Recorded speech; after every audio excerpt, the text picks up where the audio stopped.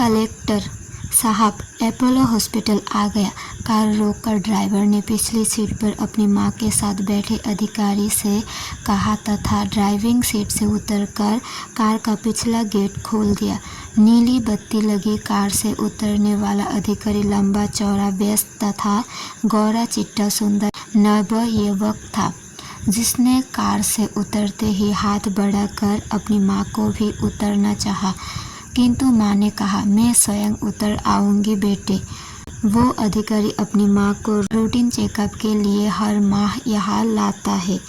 मां कार से उतरकर खड़ी हो गई। उसकी मां स्वस्थ, सुंदर तथा आकर्षक अधेड़ महिला थी, जिनके चेहरे पर नजर का गोल्डन फ्रेम का चश्मा था। चेहरे पर झुर्रियां पड़ने लगी थी, जिनके व्यक्तित्व को देखकर समझा जा सकता था कि वो संपन्न व संभ्रांत महिला है तथा उनके चेहरे की गंभीरता और आंखों की समुद्रों सी गहराइयों में दर्द का सैलाब है तथा जिनमें कोई दर्द भरी दास्तान छुपी है। उनका बेटा थोड़ी दूर खड़ा था। उसी समय एक भिखारी ने सामने आकर हाथ फैलाते हुए कहा, बीबी जी, भूखा हूँ। ये शब्द सुनते ही उन्होंने अपने हाथ में थामे पर्स की चेन खोलकर 100 रुपये का नोट निकाला। तभी उसने पुनः कहा, 3 दिनों से भूखा हूँ, कुछ भी नहीं खाया। भिखारी का स्वर अत्यंत परिचित तथा पहचान लगा, तो उन्होंने भिखारी के चेहरे पर दृष्टि गड़ा दी और उससे गौर से देखने लगी। भिखारी के चेहरे पर बढ़ी हुई दाढ़ी, बड़े बड़े उलझे हुए सर के बल, शरीर पर फटे वस्त्र, किंतु उसका स्वर तथा आंखें बड़े ही निकट की परिचित दिखी और वो उसे पहचान गई। उसे पहचानते ही वो अपने अतीत की अंधेरी तथा कंटीली विधियों में भटकती चली गई। प्रभात, ओ प्रभात, कहाँ चला गया? जी पापा। छोटा मासूम बालक प्रभात डरा डरा सा दौड़ता आकर सामने खड़ा हो गया।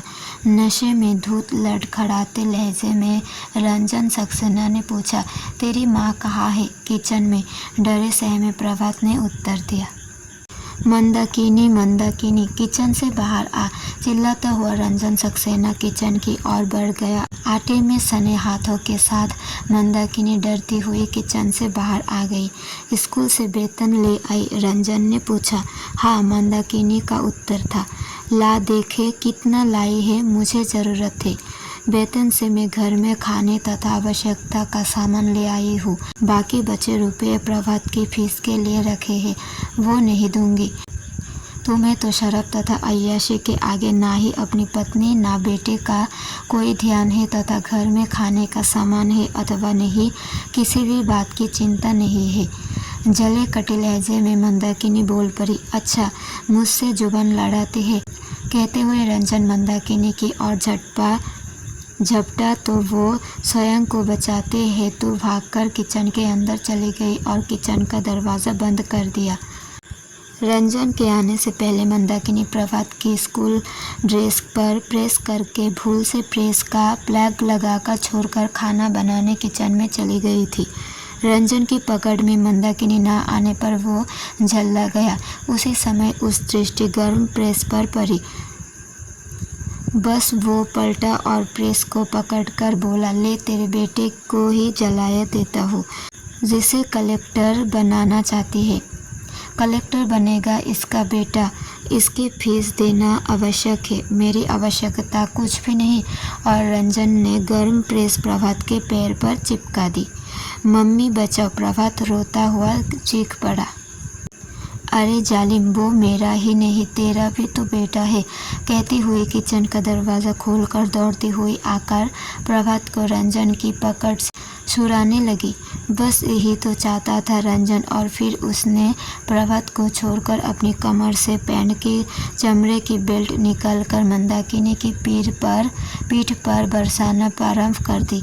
वो माँ बेटे रोते चिल्लाते रहे और रंजन मंदाकिनी को जमीन पर गिराकर बेल्ट से पीटता रहा तथा जब मंदाकिनी बेदम हो गई तो उसे रोता तड़पता छोड़कर उसने पैसे छीनकर चला गया। मंदाकिनी की पीठ पर बेल्ट की मार से रक्त झलक आया था, जिसे देखकर प्रभात अपने जले पैर की जलन व दर्द भूलकर माँ के जख्मों को सहलाता रोता रहा और माँ की पीठ पर रक्त रंजित उभर आई बरतों पर आंसू टपकाता रहा। यह मामला केवल आज का ही नहीं वरन आए दिनों किसी न किसी बात पर रंजन मंदाकिनी की पिटाई करता रहता। मंदाकिनी एक प्राइवेट नर्सरी स्कूल में पढ़ाती थी। रंजन भी एक बहुराष्ट्रीय कंपनी में अच्छी पोस्ट पर था। वो कंपनी के काम से बाहर तथा विदेश भी जाता था। घर गृहस्थी सुचारू रूप से चल रही थी। मंदाकिनी अति सुंदर नवयुवती होने के साथ गंभीर तथा एक सफल गृहिणी थी। साथ ही रंजन सक्सेना तथा मंदाकिनी दोनों पति पत्नी में अत्यंत प्रेम था। दोनों का जीवन सुखमय तथा शांतिपूर्ण व्यतीत हो रहा था।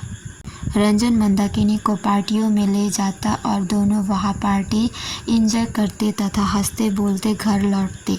कितना सुखी जीवन था मंदाकिनी का। किंतु एक शाम उसके जीवन में ऐसी आई जिसने मंदाकिनी के जीवन में तूफान उठा दिया, जिसने उसके हंसते बोलते सुखमय जीवन में आग बरसा दी, जिसकी लपटों में उसका बसा बसाया आशियाना ही जलाकर राख कर दिया।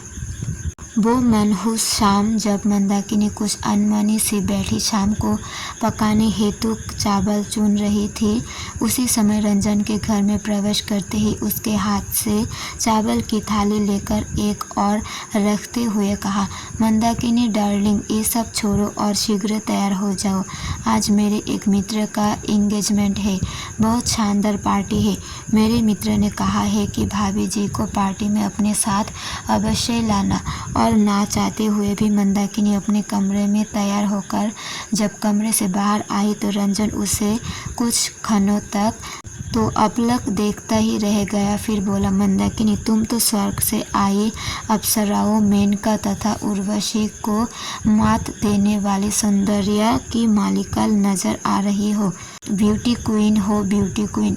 इस पर शर्माते हुए उसने उत्तर दिया, क्यों मूर्ख बना रहे हो, आप भी तो बहुत हैंडसम है। बातचीत करते हुए वो दोनों पार्टी में जाने के लिए रवाना हो गए।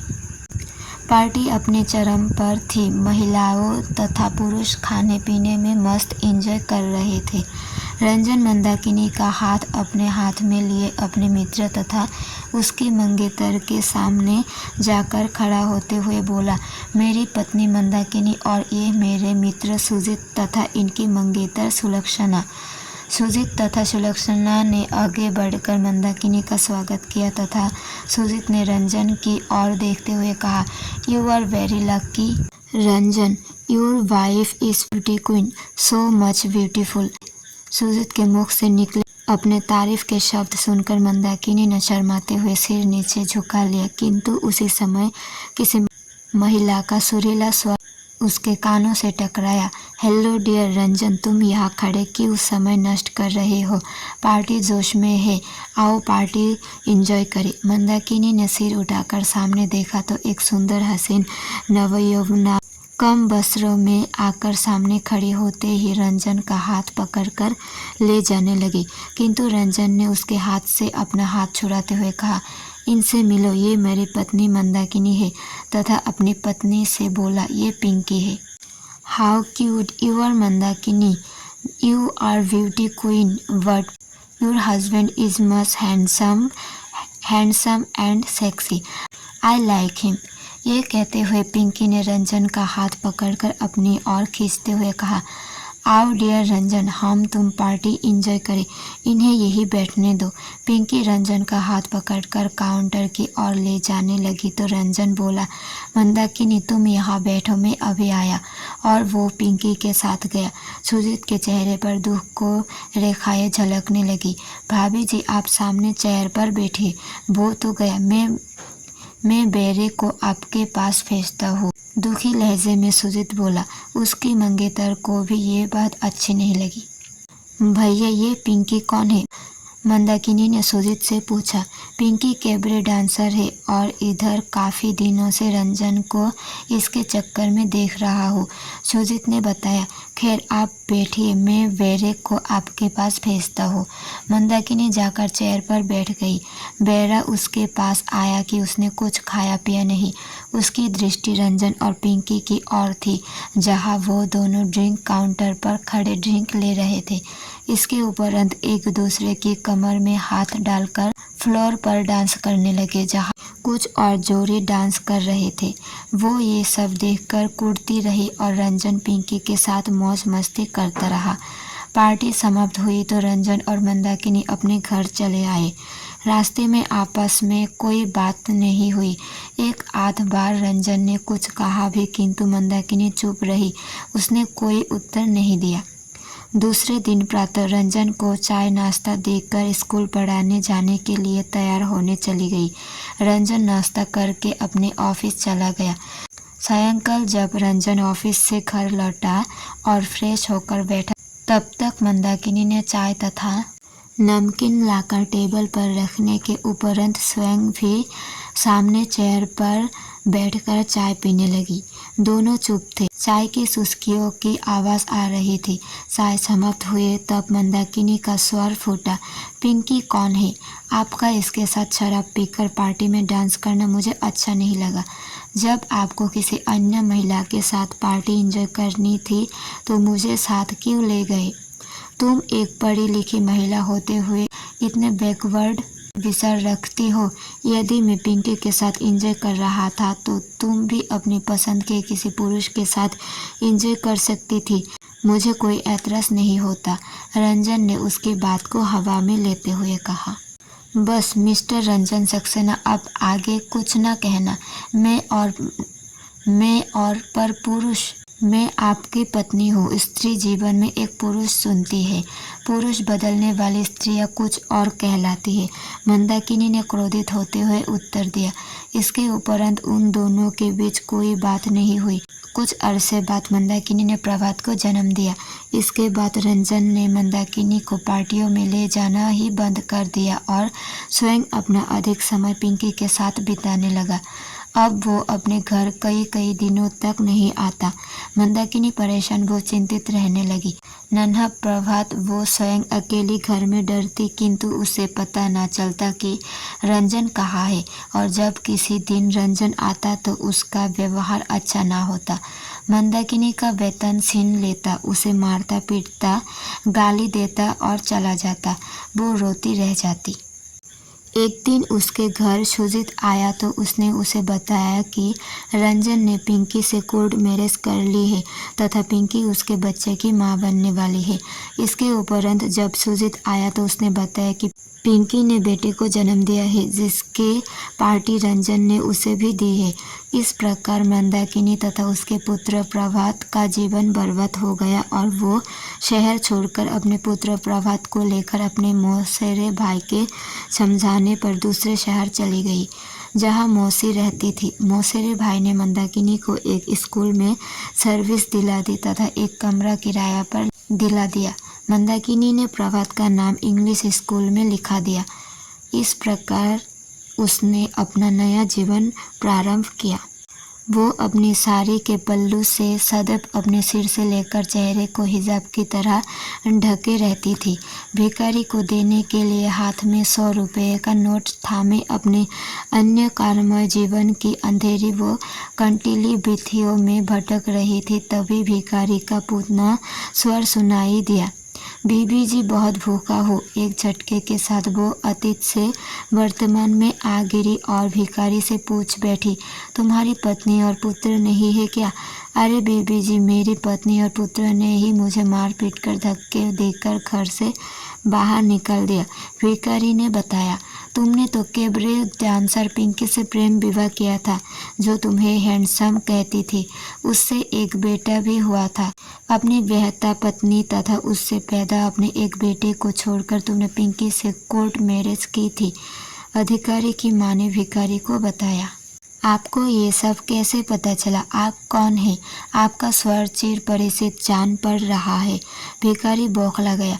तुमने अपनी वहता पत्नी और पुत्र के साथ जो जुल्म अत्याचार किए हैं, ईश्वर ने ये उसकी ही सज़ा तुमको दी है, जो दर दर भीख मांग रहे हो। क्रोधित होते हुए अधिकारी की मां ने कहा, मैंने अपनी पहली पत्नी और पुत्र को बहुत तलाशा, किंतु उनका कहीं पता नहीं चला। सुना था शहर छोड़कर चली गई, किंतु आपकी आवाज़ तो मंदाकिनी से मिल रही है। आप कौन है जो मेरी जीवन गाथा जानती है? जब पिंकी और उससे जन्मे तुम्हारे बेटे ने मारपीट कर धक्के देकर घर से निकल दिया, तब तुम्हें पहली पत्नी और बेटा याद आया। मिस्टर रंजन सक्सेना, मैं मंदाकिनी हूँ और वो सामने खड़ा है मेरा बेटा प्रभात, जो IAS है और यहाँ का जिलाधिकारी है, जिसे तुम कहते थे कलेक्टर बनाना चाहती है, तो उसे ईश्वर ने मेरी और उसकी मेहनत से कलेक्टर ही बना दिया। अपने चेहरे से साड़ी के पल्लू का हिजाब हटाते हुए मंदाकिनी ने कहा और हाथ में पकड़ा हुआ 100 रुपये का नोट रंजन के हाथ में थमाते हुए बोली, तुम भीख ही मांगे, यही तुम्हारे कर्म की सजा है। और मुड़कर अपने बेटे प्रभात के निकट चली गई। कौन था माँ जिससे तुम बात कर रही थी? प्रभात ने पूछा। कोई नहीं बेटा, वो भिखारी था जो कई दिनों से भूखा था, मंदाकिनी प्रभात से कहती हुई बोली। आओ चले बेटे।